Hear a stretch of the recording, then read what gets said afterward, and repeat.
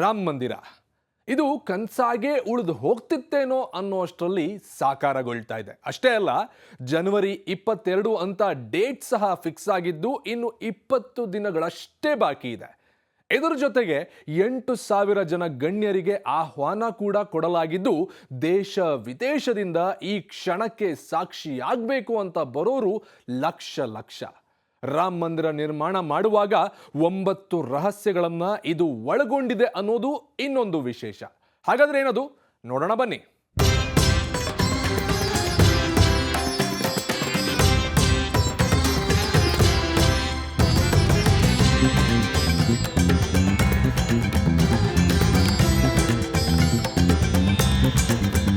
ಅಯೋಧ್ಯೆಯ ರಾಮ ಮಂದಿರದ ಲೋಕಾರ್ಪಣೆ 2024 ಜನವರಿ 22ರಂದು ನಡೆಯಲಿದೆ ಅನ್ನೋದು ಕನ್ಫರ್ಮ್ ಆಗಿದೆ.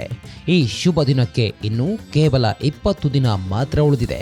ಈಗ ನಾವೆಲ್ಲರೂ ಊಹಿಸಿರೋ ಥರ ಇಲ್ಲಿಗೆ ಸಂತರು, ರಾಜಕಾರಣಿಗಳು, ನಟರು, ಕ್ರೀಡಾಪಟುಗಳು ಮತ್ತು ಇತರ ಖ್ಯಾತನಾಮರನ್ನ ಈ ಐತಿಹಾಸಿಕ ಸಮಾರಂಭ ವೀಕ್ಷಿಸಲು ಆಹ್ವಾನಿಸಲಾಗಿದೆ. ಯಾಕಂದರೆ ಸ್ವತಂತ್ರ ಭಾರತದ ಇತಿಹಾಸದಲ್ಲಿ ರಾಮ ಮಂದಿರ ನಿರ್ಮಾಣ ಹೋರಾಟವು ಅತ್ಯಂತ ಮಹತ್ವದ ಘಟನೆ. ಇದು ಸೂಚಿಸೋದು ದಶಕಗಳ ಹೋರಾಟದ ಪರಾಕಾಷ್ಠೆಯನ್ನು.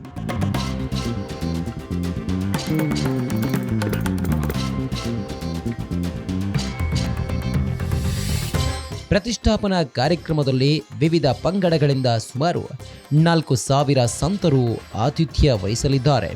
ಈ ಭವ್ಯ ಸಮಾರಂಭದಲ್ಲಿ 8,000 ಜನರು ಭಾಗವಹಿಸುವ ನಿರೀಕ್ಷೆ ಇದೆ. ಟ್ರಸ್ಟ್ ಕಾರ್ಯದರ್ಶಿ ಚಂಪತ್ ರೈ ಹಂಚಿಕೊಂಡ ಅತಿಥಿಗಳ ಪಟ್ಟಿಯಲ್ಲಿ ಆಹ್ವಾನಿತರು ರಾಜಕಾರಣಿಗಳು, ಕೈಗಾರಿಕೋದ್ಯಮಿಗಳು, ವಿಜ್ಞಾನಿಗಳು, ನಟರು ಮತ್ತು ಸೇನಾ ಅಧಿಕಾರಿಗಳಂತಹ ಹಲವಾರು ಕ್ಷೇತ್ರಗಳ ಗಣ್ಯರು ಈ ಅಭೂತಪೂರ್ವ ಕಾರ್ಯಕ್ರಮಕ್ಕೆ ಅಯೋಧ್ಯೆ ಸಜ್ಜಾಗುತ್ತಿರುವಾಗ ರಾಮ ಮಂದಿರ ನಿರ್ಮಾಣದ ಹಿಂದಿನ ಹಲವಾರು ಕೌತುಕಗಳ ಬಗ್ಗೆ ಅರಿಯೋಕೆ ಹೊರಟ್ರೆ ಕಾಣಸಿಗೋದು ಅಚ್ಚರಿ, ರಹಸ್ಯಗಳ ಸಮ್ಮಿಲನ.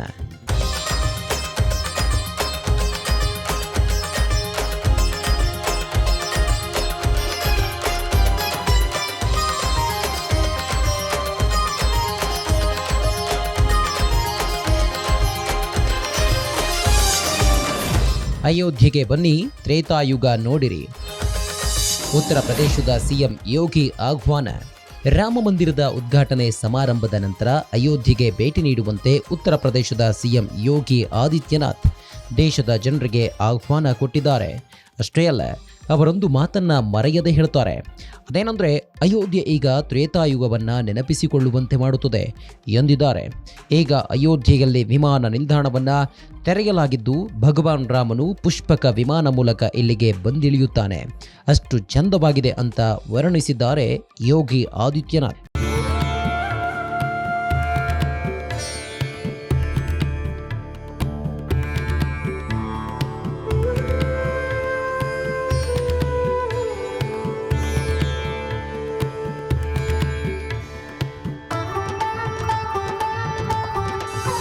ರಾಮ ಮಂದಿರಕ್ಕೆ ಬಂತು ಪುಣ್ಯಭೂಮಿ ಮಣ್ಣು, ಧಾರ್ಮಿಕ ಸ್ಥಳಗಳಿಂದ ಬಂತು ಪವಿತ್ರ ನೀರು. ರಾಮ ಮಂದಿರ ಅಡಿಪಾಯ ಆಳವಾದ ಆಧ್ಯಾತ್ಮಿಕ ಮಹತ್ವವನ್ನು ಹೊಂದಿದೆ ಅನ್ನೋದರಲ್ಲಿ ಯಾವುದೇ ಅನುಮಾನವಿಲ್ಲ. ಇದಕ್ಕೆ ಕಾರಣ ಏನು ಅಂದರೆ, ಝಾನ್ಸಿ, ಬಿತ್ತೂರಿ, ಯಮುನೋತ್ರಿ, ಹಲ್ದಿಘಾಟಿ, ಚಿತ್ತೋರ್ಗಢ್ ಮತ್ತು ಗೋಲ್ಡನ್ ಟೆಂಪಲ್ನಂತಹ ಗಮನಾರ್ಹ ಸ್ಥಳಗಳನ್ನು ಒಳಗೊಂಡಂತೆ 2,587 ಪ್ರದೇಶಗಳ ಪವಿತ್ರ ಮಣ್ಣನ್ನು ಒಳಗೊಂಡಿದೆ. ಪ್ರತಿಯೊಂದು ಕಣವು ದೇವಾಲಯದ ಪಾವಿತ್ರ್ಯತೆಗೆ ಕೊಡುಗೆ ನೀಡುತ್ತದೆ ಅನ್ನೋದು ಇದರ ಸಂಕೇತವಾಗಿದ್ದರೆ, ಇದು ವಿವಿಧ ಪ್ರದೇಶಗಳನ್ನು ಆಧ್ಯಾತ್ಮಿಕ ಏಕತೆಯ ಪ್ರತೀಕವೂ ಹೌದು. ಇನ್ನು ಭಾರತದ ಪ್ರತಿಯೊಂದು ಭಾಗದಿಂದ ಪವಿತ್ರ ಮಣ್ಣು ಮತ್ತು ನೀರನ್ನು ಅಯೋಧ್ಯೆಗೆ ಈಗಾಗಲೇ ಕಳುಹಿಸಲಾಗಿದ್ದು, ಫೌಂಡೇಶನ್ನಲ್ಲೇ ಇದನ್ನೆಲ್ಲ ಅರ್ಪಣೆ ಮಾಡಲಾಗಿದೆ.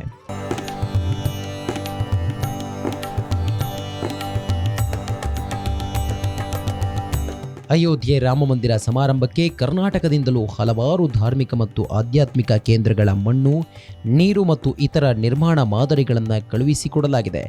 ಧರ್ಮಸ್ಥಳ, ನೇತ್ರಾವತಿ, ಕೂಡಲ ಸಂಗಮದಿಂದ ಸಹ ಮಾದರಿಗಳನ್ನು ಕಳುಹಿಸಲಾಗಿದೆ. ಅದೇ ರೀತಿ ಸುತ್ತೂರು ಮಠ, ಹುಬ್ಬಳ್ಳಿ 3,000 ಮಠ, ಮೈಸೂರು ಸುತ್ತೂರು ಮಠ, ಚಾಮುಂಡೇಶ್ವರಿ ಬೆಟ್ಟ, ಕಾವೇರಿ ನದಿ ನೀರು, ಕಪಿಲ ತುಂಗಭದ್ರಾ ನೀರು ರಾಮ ಮಂದಿರಕ್ಕೆ ಅರ್ಪಣೆಯಾಗಿದೆ. ದಕ್ಷಿಣ ಕನ್ನಡದ ಕಟೀಲು ದುರ್ಗಾ ಪರಮೇಶ್ವರಿ ದೇವಸ್ಥಾನ ಮತ್ತು ಹಂಪಿಯ ಸಮೀಪ ಇರುವ ಅಂಜನಾದೇವ ಬೆಟ್ಟದಿಂದಲೂ ಮಣ್ಣು ರಾಮ ಮಂದಿರಕ್ಕೆ ಹೋಗಿದೆ. ಇನ್ನು ಇದೇ ಅಂಜನಾದೇವ ಬೆಟ್ಟದಲ್ಲೇ ಹನುಮಂತ ಹುಟ್ಟಿದ್ದು ಎಂಬ ನಂಬಿಕೆಯೂ ಇದೆ.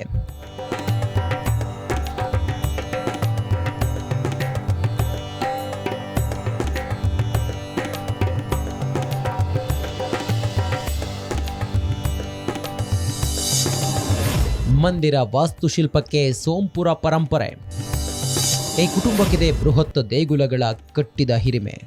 ರಾಮ ಮಂದಿರದ ವೈಭವದ ಹಿಂದಿನ ವಾಸ್ತುಶಿಲ್ಪಗಳು ಪ್ರಸಿದ್ಧ ಸೋಂಪುರ ಕುಟುಂಬಕ್ಕೆ ಸೇರಿದವರು. ಇವರದ್ದು ಅಂತಿಂತ ಪರಂಪರೆಯಲ್ಲ, ಪ್ರಪಂಚದಾದ್ಯಂತ 100ಕ್ಕೂ ಹೆಚ್ಚು ದೇವಾಲಯಗಳಿಗೆ ಡಿಸೈನ್ ಮಾಡಿದ, ಅವುಗಳನ್ನು ಕಟ್ಟಿದ ಹೆಗ್ಗಳಿಕೆ ಈ ಕುಟುಂಬಕ್ಕಿದೆ. ಇಂಟ್ರೆಸ್ಟಿಂಗ್ ವಿಷಯ ಏನಂದ್ರೆ, ಈ ಕುಟುಂಬದ ಕೊಡುಗೆ ಸೋಮನಾಥ ದೇವಾಲಯದಲ್ಲೂ ಇದೆ.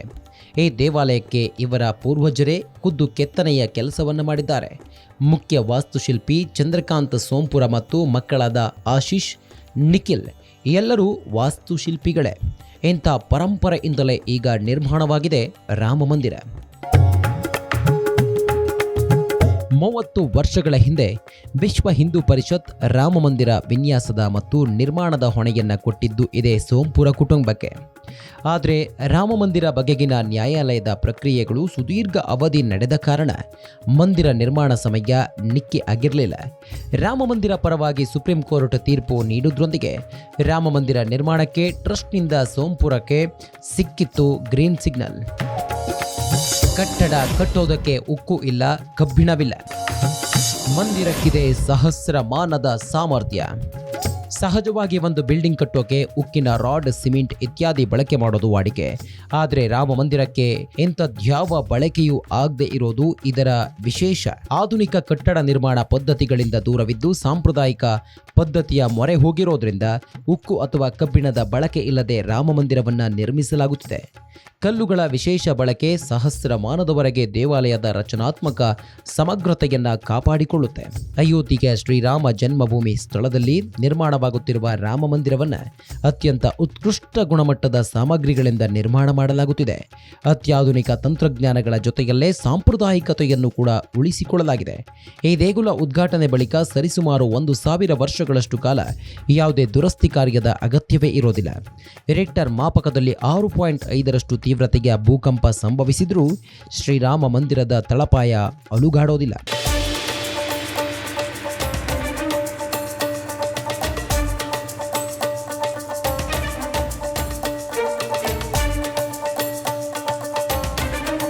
ರಾಮ ಮಂದಿರದ ಸ್ತಂಭಗಳ ಗಾತ್ರವನ್ನು ಹೆಚ್ಚಿಸಲಾಗಿದೆ. ಗೋಡೆಗಳಿಗೆ ಭಾರೀ ಗಾತ್ರದ ಕಲ್ಲುಗಳನ್ನು ಅಳವಡಿಸಲಾಗಿದೆ. ಇನ್ನು ತಳಪಾಯದಲ್ಲೂ ಗಟ್ಟಿಮುಟ್ಟಾದ ಕಲ್ಲುಗಳನ್ನು ಹಾಕಲಾಗಿದೆ. ಈ ಕಟ್ಟಡವು ತಳಮಟ್ಟದಿಂದ ಮೇಲಿನವರೆಗೂ ಅತ್ಯಂತ ಸುಭದ್ರ ಹಾಗೂ ಶಕ್ತಿಯುತವಾಗಿದೆ. ಯಾವುದೇ ರೀತಿಯ ಭೂಕಂಪದಿಂದಲೂ ಈ ಕಟ್ಟಡಕ್ಕೆ ಹಾನಿಯಾಗೋದಿಲ್ಲ. ಹಾಗೆಯೇ ಈ ದೇಗುಲದ ನಿರ್ಮಾಣ ಕಾರ್ಯದ ಜವಾಬ್ದಾರಿಯನ್ನ L&T ಸಂಸ್ಥೆ ವಹಿಸಿಕೊಂಡಿದೆ. ಅನೇಕ ವರ್ಷಗಳ ಕಾನೂನು ಸಂಘರ್ಷದ ನಂತರದಲ್ಲಿ ಸುಪ್ರೀಂ ಕೋರ್ಟ್ ನೀಡಿದ ತೀರ್ಪು, ಆ ತೀರ್ಪಿನ ನಂತರದಲ್ಲಿ ನಿರ್ಮಾಣವಾಗ ಕಾರ್ಯ ಪ್ರಾರಂಭವಾಯಿತು ಭವ್ಯವಾದ ರಾಮ ಮಂದಿರದು. ನೀವೇನು ಗಮನಿಸ್ತಾ ಇದ್ದೀರಿ, ರಾಮ ಮಂದಿರ 8.64 ಎಕರೆಯಲ್ಲಿ ಈ ಮಂದಿರ ನಿರ್ಮಾಣ ಕಾರ್ಯ ನಡೀತಿದ್ರು ಕೂಡ ಮಂದಿರಕ್ಕೆ ಸಂಬಂಧಪಟ್ಟ ಅನೇಕ ಚಟುವಟಿಕೆಗಳು ಸರಿಸುಮಾರು 20ಕ್ಕೂ ಅಧಿಕ ಎಕರೆ ಪ್ರದೇಶದಲ್ಲಿ ಮಾಡಲಾಗ್ತಾ ಇರೋದು. ಇಲ್ಲಿ ಕೇವಲ ಮಂದಿರ ಮಾತ್ರವಲ್ಲ, ಮಂದಿರಕ್ಕೆ ಸಂಬಂಧಪಟ್ಟಂತೆ ಬರುವ ಯಾತ್ರಾರ್ಥಿಗಳಿಗೆ ಅನುಕೂಲ ಆಗುವ ಎಲ್ಲ ರೀತಿಯ ವ್ಯವಸ್ಥೆಗಳನ್ನು ಕೂಡ ಮಾಡಿಕೊಳ್ಳಲಾಗ್ತಾ ಇದೆ. ಈ ಭವ್ಯವಾದ ರಾಮ ಮಂದಿರದ ಕಟ್ಟಡವನ್ನು ಹೊರತುಪಡಿಸಿ ಇದಕ್ಕೆ ಅಗತ್ಯವಾಗುವ ವಿದ್ಯುತ್, ಹಾಗೆ ಇದಕ್ಕೆ ಅಗತ್ಯವಾಗುವ ನೀರು, ಹಾಗೆ ಇದಕ್ಕೆ ಬರುವ ಪ್ರವಾಸಿಗರಿಂದ ಉತ್ಪತ್ತಿಯಾಗುವ ತ್ಯಾಜ್ಯ, ಇದನ್ನು ಇಲ್ಲೇ ಸಂಸ್ಕರಣ ಮಾಡಲಿಕ್ಕೆ ಬೇಕಾದ ವ್ಯವಸ್ಥೆಗಳನ್ನು ಕೂಡ ಇದೆ ಟೆಂಪಲ್ ಕಾಂಪ್ಲೆಕ್ಸ್ನಲ್ಲಿ ಮಾಡಿಕೊಳ್ಳಲಾಗ್ತಾ ಇದೆ. ಪ್ರಮುಖವಾಗಿ ಇಲ್ಲಿ ಸರಿಸುಮಾರು 25,000 ಪ್ರವಾಸಿಗರು, ಭಕ್ತಾದಿಗಳು ಏಕಕಾಲಕ್ಕೆ ಬಂದರೂ ಕೂಡ ಅವರಿಗೆ ಬೇಕಾದ ಎಲ್ಲ ರೀತಿಯ ವ್ಯವಸ್ಥೆಯನ್ನು ಇಲ್ಲಿ ಮಾಡಿಕೊಳ್ಳಲಾಗಿದೆ. ಪಿಲ್ಗ್ರಿಮೇಜ್ ಫೆಸಿಲಿಟಿ ಸೆಂಟರ್ PFC ಅಂತ ಹೇಳಿ ನಿರ್ಮಾಣ ಮಾಡಲಾಗುತ್ತೆ. ಅಲ್ಲಿ ಪ್ರಯಾಣಿಕರಿಗೆ ಹಾಗೆ ಭಕ್ತರಿಗೆ ಬೇಕಾದ ಎಲ್ಲ ಮಾಹಿತಿ ಜೊತೆಗೆ ಅನುಕೂಲಕ್ಕೆ ತಕ್ಕಂತಹ ವ್ಯವಸ್ಥೆಗಳನ್ನು ಕೂಡ, ಅದರ ಬಗ್ಗೆ ಮಾಹಿತಿಯನ್ನು ಕೂಡ ಆ PFCಯಲ್ಲಿ ಪಡ್ಕೊಳ್ಬಹುದಾಗಿದೆ. ಇದರ ಜೊತೆಗೆ ಬರುವ ಭಕ್ತಾದಿಗಳಿಗೆ ಆರೋಗ್ಯ ಸಂಬಂಧಿ ಏನಾದರೂ ಸಮಸ್ಯೆ ಆದರೆ ತಕ್ಷಣಕ್ಕೆ ಅವರಿಗೆ ಚಿಕಿತ್ಸೆ ಲಭ್ಯವಾಗಬೇಕು ಅನ್ನೋ ಕಾರಣಕ್ಕೆ ಇದೇ ಜಾಗ, ನೀವೇನು ಗಮನಿಸ್ತಾ ಇದ್ದೀರಿ, ಇಲ್ಲೇ ನಿರ್ಮಾಣವಾಗುವ PFC ಬಳಿಯಲ್ಲೇ ಒಂದು ಪ್ರಾಥಮಿಕ ಆರೋಗ್ಯ ತಪಾಸಣಾ ಕೇಂದ್ರವನ್ನು ಕೂಡ ನಿರ್ಮಾಣ ಮಾಡಲಾಗುತ್ತೆ. ಹಾಗೆ ನಾನು ಆಗಲೇ ಹೇಳ್ತಾ ಇದ್ದ ಹಾಗೆ ಸಾವಿರಾರು ಮಂದಿ ಪ್ರವಾಸಿಗರು ದರ್ಶನಕ್ಕೆ ಆಗಮಿಸುವ ಸಾಧ್ಯತೆ ಇರೋದ್ರಿಂದ, ನಿರೀಕ್ಷೆ ಇರೋದ್ರಿಂದ, ಮುಂದಿನ ದಿನಗಳಲ್ಲಿ ಅದು ಸಾಕಾರ ಕೂಡ ಆಗೋದ್ರಿಂದಾಗಿ ತ್ಯಾಜ್ಯ ಅಯೋಧ್ಯೆ ನಗರಕ್ಕೆ, ಈ ನಗರ ಆಡಳಿತಕ್ಕೆ ಈ ತ್ಯಾಜ್ಯ ವಿಲೇವಾರಿ ಹಾಗೆ ಸಂಸ್ಕರಣೆ ಹೊರೆ ಆಗಬಾರ್ದು ಅನ್ನೋ ಕಾರಣಕ್ಕೆ ಇಲ್ಲೇನೆ 2 ಪ್ರತ್ಯೇಕವಾಗಿ ತ್ಯಾಜ್ಯ ಸಂಸ್ಕರಣಾ ಘಟಕಗಳನ್ನು ಕೂಡ ನಿರ್ಮಾಣ ಮಾಡಲಾಗ್ತಾ ಇದೆ. ಇದರ ಜೊತೆಗೆ ಎಲೆಕ್ಟ್ರಿಕ್ ಹಾಗೆ ವಿದ್ಯುತ್ ಪೂರೈಕೆ ದೃಷ್ಟಿಯಿಂದಲೂ ಕೂಡ ಅಯೋಧ್ಯೆ ನಗರಿಗೆ ಹೊರೆಯಾಗದಂತೆ ಬೇಕಾದ ವ್ಯವಸ್ಥೆಯನ್ನು ಪ್ರತ್ಯೇಕವಾಗಿ ದೇವಸ್ಥಾನ ನಿರ್ಮಾಣ ಸಮಿತಿಗೆ ಮಾಡ್ಕೊಳ್ತಾ ಇದೆ. ಹಾಗೆ ಇದರ ಜೊತೆಗೆ ಬರುವ ಅಷ್ಟೂ ಪ್ರಯಾಣಿಕರಿಗೂ ದರ್ಶನ ಪಡ್ಕೊಳ್ಳಿಕ್ಕೆ ಸರಿಯಾದ ವ್ಯವಸ್ಥೆಗಳಾಗಲಿ ಅನ್ನೋ ನಿಟ್ಟಿಗೆ ಪ್ರತ್ಯೇಕವಾಗಿ ದಿವ್ಯಾಂಗರಿಗೆ ಹಾಗೆ ವಯೋವೃದ್ಧರಿಗೆ ಅನುಕೂಲ ಆಗೋ ರೀತಿಯಲ್ಲಿ ಲಿಫ್ಟ್ ವ್ಯವಸ್ಥೆ ಹಾಗೆ ರ್ಯಾಂಪ್ ವ್ಯವಸ್ಥೆಯನ್ನು ಕೂಡ ಮಾಡಲಾಗಿದೆ. ಒಂದು ದಿನಕ್ಕೆ ಅಥವಾ ಒಂದು ಕಾಲಘಟ್ಟಕ್ಕೆ 25,000 ಮಂದಿ ಪ್ರಯಾಣಿಕರು ಭಕ್ತಾದಿಗಳು ಬಂದರೂ ಕೂಡ ಯಾವುದೇ ರೀತಿಯಲ್ಲೂ ನೂಕುನುಗ್ಗಲಾಗದೇ ಇರೋ ರೀತಿಯಲ್ಲಿ, ಯಾರಿಗೂ ತೊಂದರೆ ಆಗದೇ ಇರೋ ರೀತಿಯಲ್ಲಿ ಸುಭೀಕ್ಷವಾಗಿ ರಾಮನನ್ನು ಕಣ್ತುಂಬಿಕೊಳ್ಳಿಕ್ಕೆ ಬೇಕಾದ ವ್ಯವಸ್ಥೆಯನ್ನು ಇಲ್ಲಿನ ರಾಮ ಮಂದಿರ ನಿರ್ಮಾಣ ಟ್ರಸ್ಟ್ ಮಾಡ್ತಾ ಇದೆ. ಒಟ್ಟು 17,000 ಗ್ರಾನೈಟ್ ಕಲ್ಲುಗಳನ್ನು ದೇಗುಲ ನಿರ್ಮಾಣಕ್ಕೆ ಬಳಸಲಾಗಿದೆ. ಪ್ರತಿ ಕಲ್ಲುಗಳು ಬರೋಬ್ಬರಿ 2 ಟನ್ ತೂಕ ಇದ್ದವು. ಇದಲ್ಲದೆ 4 ಲಕ್ಷ ಚದರ ಅಡಿ ಗುಲಾಬಿ ಬಣ್ಣದ ಕಲ್ಲುಗಳನ್ನು ಮಿರ್ಜಾಪುರದಿಂದ ತರಿಸಲಾಗಿತ್ತು. ಈ ಕಲ್ಲುಗಳಿಂದ ಸ್ತಂಭಗಳ ನಿರ್ಮಾಣವಾಗಿದೆ. ಇನ್ನು 1 ಲಕ್ಷ ಚದರ ಅಡಿ ಮಾರ್ಬಲ್ಗಳನ್ನು ರಾಜಸ್ಥಾನದ ಪಹರ್ಪುರ ಬನ್ಸಿ ಪ್ರದೇಶದಿಂದ ತರಿಸಲಾಗಿದೆ. ಈ ಕಲ್ಲುಗಳಲ್ಲಿ ಹಲವು ಪ್ರತಿಕೃತಿಗಳನ್ನು ಕೂಡ ನಿರ್ಮಾಣ ಮಾಡಲಾಗಿದೆ.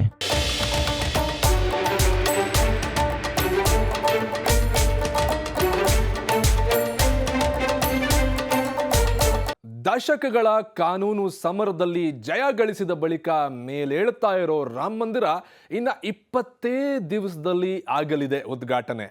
ರಾಮನ ದರ್ಶನಕ್ಕಾಗಿ ಕಾದು ಕೂತಿದೆ ಇಡೀ ರಾಷ್ಟ್ರ.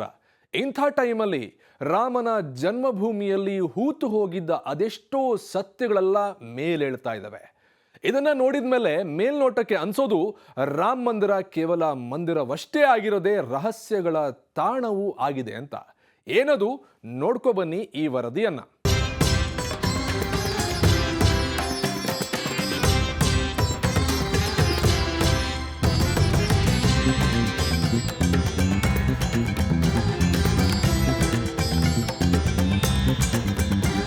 ಮತ್ತೆ ತಲೆಗೆ ನೆತ್ತಬೇಕು ಶ್ರೀರಾಮ ದೇಗುಲ. ಚಿತ್ತದಲ್ಲಿ ಚಿಗುರಲಿ ಜಗವ ಗೆಲ್ಲುವ ಹಂಬಲ. ಸ್ವಾಭಿಮಾನ ಭರಿತ ಭವ್ಯ ರಾಷ್ಟ್ರವನ್ನ ಕಟ್ಟಲು ಧ್ಯೇಯ ಮಾರ್ಗದಲ್ಲಿ ಸಾಗಿ ಬರದಿ ಗುರಿಯ ಮುಟ್ಟಲು ನುಗ್ಗು ಮುಂದಕ್ಕೆ ನೀ ನುಗ್ಗು ಮುಂದಕ್ಕೆ. ಈ ಕವಿತೆ ಹಲವು ಹೋರಾಟಗಳಿಗೆ ಸಾಕ್ಷಿಯಾಗಿದೆ. ರಾಮ ಮಂದಿರ, ಭವ್ಯ ರಾಮ ಮಂದಿರ. ಸಮಸ್ತ ಹಿಂದೂಗಳು ದಶಕಗಳಿಂದ ಕಾಯ್ತಾ ಇದ್ದ ಅದೇ ರಾಮ ಮಂದಿರ ಏನೇನು ಕೆಲವೇ ದಿನದಲ್ಲಿ ಆಗುತ್ತೆ ಸಾಕಾರ. ಈಗ ಈ ರಾಮ ಮಂದಿರ ಜನವರಿ 22ಕ್ಕೆ ಭಕ್ತರಿಗೆ ಸಮರ್ಪಣೆ ಆಗ್ತಾ ಇರೋದು ನಿಜಕ್ಕೂ ಹೆಮ್ಮೆನೇ ಅಲ್ವಾ? 2024 ಜನವರಿ 22ರಂದು ಅಯೋಧ್ಯೆಯ ದೇವಸ್ಥಾನದಲ್ಲಿ ರಾಮಲಲ್ಲ ವಿಗ್ರಹದ ಪ್ರಾಣ ಪ್ರತಿಷ್ಠೆ ಮಾಡೋದಕ್ಕೆ ಖುದ್ದು ನಮ್ಮ ದೇಶದ ಹೆಮ್ಮೆಯ ಪ್ರಧಾನಿ ನರೇಂದ್ರ ಮೋದಿ, ರಾಷ್ಟ್ರೀಯ ಸ್ವಯಂ ಸೇವಕ ಸಂಘ ಸರಸಂಘ ಚಾಲಕರಾದ ಮೋಹನ್ ಭಾಗವತ್ ಮತ್ತು ಉತ್ತರ ಪ್ರದೇಶದ ಮುಖ್ಯಮಂತ್ರಿ ಯೋಗಿ ಆದಿತ್ಯನಾಥ್ ಭಾಗವಹಿಸಲಿದ್ದಾರೆ. ಶ್ರೀರಾಮ್ ಅನ್ನೋ ಇಟ್ಟಿಗೆಗಳು, ಕರ ಸೇವಕರಿಂದ ಬಂತು ಲಕ್ಷಾಂತರ ಇಟ್ಟಿಗೆಗಳು. ರಾಮ ಮಂದಿರವನ್ನ ಕೇವಲ ಹೊಸ ಕಲ್ಲಲ್ಲಿ ಮಾತ್ರ ಕಟ್ಟಲಾಗಿಲ್ಲ, ಅದರ ಬದಲಿಗೆ ಇನ್ನು ಹಳೆಯ ಜೈ ಶ್ರೀರಾಮ್ ಕಲ್ಲನ್ನ ಸಹ ಬಳಸಲಾಗಿದೆ ಅಂತ ಟ್ರಸ್ಟ್ ತಿಳಿಸಿದೆ. ಅದರ ಜೊತೆಗೆ ಈ ರಾಮ ಮಂದಿರವನ್ನ ನಿರ್ಮಿಸಲು ಬಳಸಲಾಗುವ ಹೊಸ ಇಟ್ಟಿಗೆಗಳು ಶ್ರೀರಾಮ್ ಎಂಬ ಪವಿತ್ರ ಬರಹವನ್ನು ಹೊಂದಿವೆ ಎನ್ನಲಾಗಿದೆ. ಆಗ ರಾಮ ಸೇತು ಕಟ್ಟುವಾಗ ಹೇಗೆ ವಾನರ ಸೇನೆ ಎಲ್ಲ ಕಲ್ಲುಗಳ ಮೇಲೂ ಜೈ ಶ್ರೀರಾಮ್ ಎಂದು ಬರೆದು ಸಮುದ್ರದಲ್ಲಿ ತೇಲಿ ಬಿಟ್ಟಿದ್ದರೋ, ಈಗ ಅದೇ ಮಾದರಿಯಲ್ಲಿ ಎಲ್ಲವೂ ರಾಮನ ಸೇವೆಗಾಗಿಯೇ ಇದೆ ಅನ್ನೋ ಥರ ಇಟ್ಟಿಗೆಗಳ ಮೇಲೆ ಜೈ ಶ್ರೀರಾಮ್ ಎಂಬ ಪವಿತ್ರ ಬರಹ ಇರುವ ಇಟ್ಟಿಗೆಗಳನ್ನೇ ಎಲ್ಲ ಕಡೆ ಬಳಸಲಾಗಿದೆ. ಇದರಿಂದ ಪುರಾಣಗಳಲ್ಲಿ ಹೇಗಿತ್ತೋ ಹಾಗೆ ಮಾಡಿದ್ದೇವೆ ಎಂಬ ಖುಷಿ ಟ್ರಸ್ಟ್ನದ್ದು.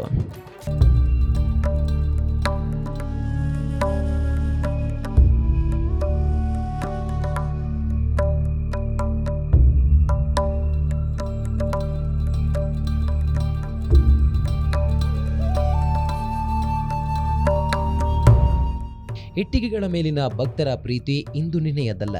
1989ರ ಸವಿಯಲ್ಲಿ ದೇಶದ 2.5 ಲಕ್ಷ ಊರುಗಳಲ್ಲಿ ರಾಮನಿಗಾಗಿ ಇಟ್ಟಿಗೆಗಳು ಪೂಜಿಸಲ್ಪಟ್ಟಿದ್ದವು. ಅದರಲ್ಲಿ ಆ ಊರಿನ ಮನಸ್ಸು ಮತ್ತು ಭಕ್ತಿಗಳನ್ನು ತುಂಬಲಾಗುತ್ತಿತ್ತು.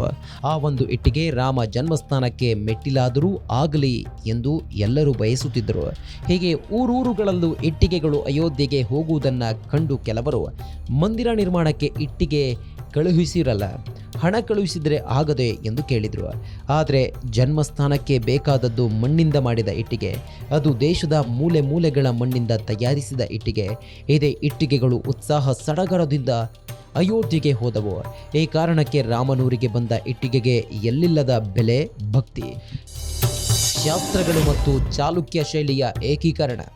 ರಾಮಮಂದಿರದ ವಾಸ್ತುಶಿಲ್ಪದ ನೀಲನಕ್ಷೆಯು ವಾಸ್ತುಶಾಸ್ತ್ರ ಮತ್ತು ಶಿಲ್ಪಶಾಸ್ತ್ರಗಳ ತತ್ವಗಳಿಗೆ ನಿಖರವಾಗಿ ಬದ್ಧವಾಗಿರೋದು ವಿಶೇಷ.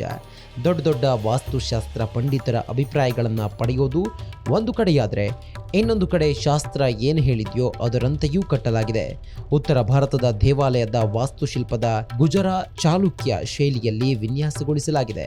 ಈ ದೇವಾಲಯವು ಪ್ರಾಚೀನ ಕಾಲದ ಪಂಡಿತರ ಬುದ್ಧಿವಂತಿಕೆ ಮತ್ತು ಸೌಂದರ್ಯದ ಸಮಾಗಮ ಆಗಿದೆ ಅನ್ನೋದರಲ್ಲಿ ಯಾವುದೇ ಅನುಮಾನವಿಲ್ಲ. ಥೈಲ್ಯಾಂಡ್ನಿಂದ ಬಂತು ಪವಿತ್ರ ಮಣ್ಣು. ಥೈಲ್ಯಾಂಡಿಗೂ ಭಾರತಕ್ಕೂ ಇರೋ ನಂಟು ಏನು? ಅಂತಾರಾಷ್ಟ್ರೀಯ ಆಧ್ಯಾತ್ಮಿಕ ಸೌಹಾರ್ದತೆಯ ಸೂಚಕವಾಗಿ ಜನವರಿ 22, 2024ರಂದು ನಡೆಯುವ ಉದ್ಘಾಟನೆಗೆ ಥೈಲ್ಯಾಂಡ್ನಿಂದ ಮಣ್ಣನ್ನು ತರಿಸಲಾಗಿದೆ. ಈ ನಡೆ ಭೌಗೋಳಿಕ ಗಡಿಗಳನ್ನು ಮೀರಿದ ಭಗವಾನ್ ರಾಮನ ಪರಂಪರೆಯ ಸಾರ್ವತ್ರಿಕ ಅನುರಣನವನ್ನು ಬಲಪಡಿಸುತ್ತದೆ ಅನ್ನೋದರಲ್ಲಿ ಎರಡೂ ಮಾತಿಲ್ಲ. ಭಾರತ ಥೈಲ್ಯಾಂಡ್ಗೆ ಅವಿನಾಭಾವ ಸಂಬಂಧ ಇದೆ. ಭಾರತದೊಂದಿಗೆ ಥೈಲ್ಯಾಂಡ್ ಬಲವಾದ ಸಾಂಸ್ಕೃತಿಕ ಮತ್ತು ಐತಿಹಾಸಿಕ ಬಾಂಧವ್ಯವನ್ನು ಹೊಂದಿದೆ ಅಂತ ಶಾಸ್ತ್ರ ಪಂಡಿತರು ಹೇಳುವುದುಂಟು. ಅಲ್ಲಿನ ರಾಜರು ರಾಮನ ವಂಶಸ್ಥರು ಎನ್ನಲಾಗಿದೆ. ಅಷ್ಟೇ ಅಲ್ಲ, ಇಲ್ಲಿರುವ ಪ್ರತಿಯೊಬ್ಬ ರಾಜನಿಗೂ ಅವರ ಹೆಸರಿನಲ್ಲಿ ರಾಮನ ಬಿರುದು ಇದ್ದು ಇದು ಇಲ್ಲಿನ ಹಳೆಯ ಸಂಪ್ರದಾಯವಾಗಿದೆ. ಥೈಲ್ಯಾಂಡ್ನಲ್ಲಿ ಶ್ರೀಮಂತ ಹಿಂದೂ ಸಾಂಸ್ಕೃತಿಕ ಪರಂಪರೆ ಅಸ್ತಿತ್ವದಲ್ಲಿರೋದ್ರಿಂದ ರಾಮನ ಜೊತೆಗೂ ಎಲ್ಲರಿಗೂ ಸಂಬಂಧ ಇರೋದ್ರಿಂದ ನಮ್ಮಿಂದಲೂ ಕೊಡುಗೆಯನ್ನ ತೆಗೆದುಕೊಳ್ಳಿ ಎಂದಿದೆ ಥೈಲ್ಯಾಂಡ್. ಶುರುವಾಗುತ್ತೆ ಭಗವಾನ್ ರಾಮನ ದರ್ಬಾರ್. ರಾಮನ ದರ್ಬಾರ್ನಲ್ಲಿ ಮುಳುಗೇಳ್ತಾರೆ ಭಕ್ತರು. ರಾಮ ಮಂದಿರದ ವಾಸ್ತುಶಿಲ್ಪ ಹೇಗಿದೆ ಅಂದರೆ ಇದು 3 ಮಹಡಿಗಳಲ್ಲಿ ಇದೆ. ಇಡೀ ದೇವಸ್ಥಾನ 2.7 ಎಕರೆಗಳಷ್ಟು ವಿಶಾಲವಾದ ಪ್ರದೇಶವನ್ನು ಒಳಗೊಂಡಿದೆ. ನೆಲಮಹಡಿಯು ಭಗವಾನ್ ರಾಮನ ಜೀವನವನ್ನು ಸಂಕೀರ್ಣವಾಗಿ ಚಿತ್ರೀಕರಿಸುತ್ತದೆ. ಅಂದರೆ ಭಗವಾನ್ ಶ್ರೀರಾಮನ ಜನ್ಮ ಮತ್ತು ಬಾಲ್ಯವನ್ನು ಒಳಗೊಂಡಿದೆ. ಮೊದಲ ಮಹಡಿಗೆ ಏರಿದಾಗ ಪ್ರವಾಸಿಗರು ಭಗವಾನ್ ರಾಮನ ದರ್ಬಾರ್ನ ಭವ್ಯತೆಯಲ್ಲಿ ಮುಳುಗೇಳ್ತಾರೆ. ಇದನ್ನು ವಿಶೇಷವಾಗಿ ತೋರಿಸಬೇಕು ಅಂತ ರಾಜಸ್ಥಾನದ ಭರತ್ಪುರದಿಂದ ಪಡೆದ ಗುಲಾಬಿ ಮರಳುಗಲ್ಲು ಬಂಸಿ ಪಹಾರ್ಪುರದಿಂದ ರಚಿಸಲಾದ ದೃಶ್ಯ ಇದಾಗಿದೆ. ಸಾಕ್ಷಿಯಾಗಲಿದೆ 150 ನದಿಯ ನೀರು. ಮಸ್ತಕಾಭಿಷೇಕಕ್ಕೆ ದೇಶದೆಲ್ಲೆಡೆಯಿಂದ ನೀರು. ಭಾರತ ಯಾವುದಾದ್ರೂ ಒಂದು ವಿಷಯದಲ್ಲಿ ಸಮೃದ್ಧ ಎಂದರೆ ಅದು ನದಿಗಳು. ಇಲ್ಲಿರುವ ಒಂದೊಂದು ನದಿಗಳಿಗೂ ಸಾವಿರಾರು ವರ್ಷಗಳ ಇತಿಹಾಸವಿದೆ. ಈ ಎಲ್ಲ ನದಿಗಳಿಗೂ ಪುರಾಣಗಳಲ್ಲಿ ವ್ಯಾಖ್ಯಾನವಿದೆ. ಭಗವಾನ್ ಶ್ರೀರಾಮನ ಪಟ್ಟಾಭಿಷೇಕಕ್ಕೂ ಮೊದಲು ಒಂದಷ್ಟು ಹೋಮ ಹವನಗಳನ್ನು ಹಮ್ಮಿಕೊಳ್ಳಲಾಗಿದ್ದು ಮಹಾಮಸ್ತಕಾಭಿಷೇಕಕ್ಕೂ ನದಿಗಳ ಸಂಗಮವೇ ಆಗಲಿದೆ. ಮಹಾಮಸ್ತಕಾಭಿಷೇಕ ಸಮಾರಂಭವು ಭಾರತದಾದ್ಯಂತ 150 ನದಿಗಳ ಪವಿತ್ರ ನೀರಿನ ಉಪಸ್ಥಿತಿಯಿಂದ ಸಮೃದ್ಧವಾಗಿದೆ. ಈ ಪವಿತ್ರ ಮಿಶ್ರಣವು ವಿವಿಧ ನದಿಗಳು ಮತ್ತು ಸ್ಥಳಗಳಿಂದ ಹುಟ್ಟಿಕೊಂಡಿದ್ದು ಇದು ಆಧ್ಯಾತ್ಮಿಕ ಒಕ್ಕೂಟವನ್ನು ಸಾಂಕೇತಿಸುತ್ತದೆ. ಹೇಗಿರಲಿದೆ ಭವ್ಯ ರಾಮ ಮಂದಿರ? 70 ಎಕರೆ ವಿಶಾಲ ಪ್ರದೇಶ, 2.7 ಎಕರೆಯಲ್ಲಿ ರಾಮ ಮಂದಿರ, 54,700 ಚದರಡಿ, 1,400ರಿಂದ 1,800 ಕೋಟಿ ರೂಪಾಯಿ ವೆಚ್ಚ. ಇನ್ನು ಅಯೋಧ್ಯೆ ರಾಮ ಮಂದಿರ 70 ಎಕರೆ ವಿಶಾಲ ಪ್ರದೇಶದಲ್ಲಿ ಮೈದೆಳೆಯೋಕೆ ಸಿದ್ಧವಾಗುತ್ತಿದೆ. ಇದರಲ್ಲಿ 2.7 ಎಕರೆ ಭೂಮಿಯಲ್ಲಿ ಮೇಲೇಳುತ್ತಿದೆ ರಾಮ ಮಂದಿರ. 54,700 ಚದರಡಿ ಸ್ಥಳದಲ್ಲಿ ರೂಪುಗೊಳ್ಳುತ್ತಿರುವ ರಾಮ ಮಂದಿರ ದೇಶದಲ್ಲೇ ಬೃಹತ್ ಮಂದಿರಗಳ ಪೈಕಿ ಅಲಂಕರಿಸುತ್ತಿದೆ ಪ್ರಮುಖ ಸ್ಥಾನ. ರಾಮ ಮಂದಿರಕ್ಕೆ ತಗುಲುವ ವೆಚ್ಚ 1,400ರಿಂದ 1,800 ಕೋಟಿ ರೂಪಾಯಿ. ಇಲ್ಲಿ ರಾಮ ಮಂದಿರವನ್ನು ಯಾವ ಪರಿ ನಿರ್ಮಿಸಲಾಗ್ತಿದೆ ಅಂದರೆ ಆವರಣದಲ್ಲಿ 1 ಲಕ್ಷ ಭಕ್ತರು ಮೇಳೈಸಿದ್ರು ಇಲ್ಲಿ ಸ್ಥಳಾವಕಾಶ ಸಾಧ್ಯವಾಗಬೇಕು ಅನ್ನೋ ಮಟ್ಟಕ್ಕೆ. ದಕ್ಷಿಣ ಭಾರತದ ನಾಗರ ಶೈಲಿಯಲ್ಲಿ ವಿನ್ಯಾಸಗೊಳ್ಳುತ್ತಿರೋ ರಾಮ ಮಂದಿರ ಪೂರ್ಣ ವಾಸ್ತು ಪ್ರಕಾರವೇ ರೂಪುಗೊಳ್ಳುತ್ತಿದೆ. ಇಡೀ ರಾಮ ಮಂದಿರ 360 ಅಡಿ ಉದ್ದವಿದ್ರೆ 230 ಅಡಿ ಅಗಲ ಹಾಗೂ 161 ಅಡಿ ಎತ್ತರ. ಪೂರ್ವ ಭಾಗದಲ್ಲಿನ ಪ್ರವೇಶ ದ್ವಾರ ಗೋಪುರ ಶೈಲಿಯಲ್ಲಿದ್ದರೆ ಇಡೀ ಗೋಡೆಗಳ ಮೇಲೆ ರಾಮನ ಜೀವನ ಬಿಂಬಿಸೋ ಕೆತ್ತನೆ ಇರಲಿದೆ. ಅದರಲ್ಲೂ ಅಷ್ಟಕೋನ ಆಕಾರದ ಇಡೀ ಮಂದಿರ 5 ಗುಮ್ಮಟಗಳುಳ್ಳ ರಾಮ ಮಂದಿರದ ಪ್ರಮುಖ ಗೋಪುರ 161 ಅಡಿ. 3 ಅಂತಸ್ತಿನ ಈ ವೈಭವೋಪೇತ ಮಂದಿರದ ಗರ್ಭಗೃಹ ಸಹ ವಿಶೇಷಾತಿ ವಿಶೇಷ. ಗರ್ಭಗೃಹದಲ್ಲಿರೋ ರಾಮಲಲ್ಲ ವಿಗ್ರಹಕ್ಕೆ ಸೂರ್ಯನ ಕಿರಣಗಳು ಸ್ಪರ್ಶಿಸುವಂತಹ ತಾಂತ್ರಿಕ ವಿಸ್ಮಯ ಇಲ್ಲಿ ಕಾಣಬಹುದು.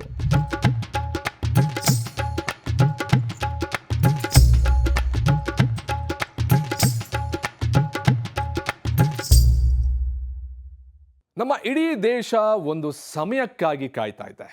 ಮತ್ತೊಮ್ಮೆ ರಾಮ ಊರಿಗೆ ಬರ್ತಾ ಇದ್ದಾನೆ ಅನ್ನೋ ಸಂಭ್ರಮ ಒಂದು ಕಡೆ ಆದರೆ, ಇನ್ನೊಂದು ಕಡೆ ರಾಮ ಮಂದಿರ ಅನ್ನೋದು ರಹಸ್ಯಗಳ ತಾಣವಾಗಿರೋದು ಅಷ್ಟೇ ಸತ್ಯ.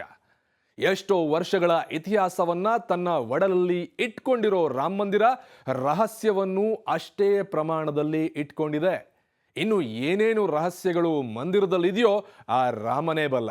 ಇದಾಗಿತ್ತು ಇವತ್ತಿನ ಬರ್ನಿಂಗ್ ಸ್ಟೋರಿ. ನೋಡ್ತಾ ಇರಿ ರಿಪಬ್ಲಿಕ್ ಕನ್ನಡ, ಇದು ನಿಮ್ಮ ಧ್ವನಿ.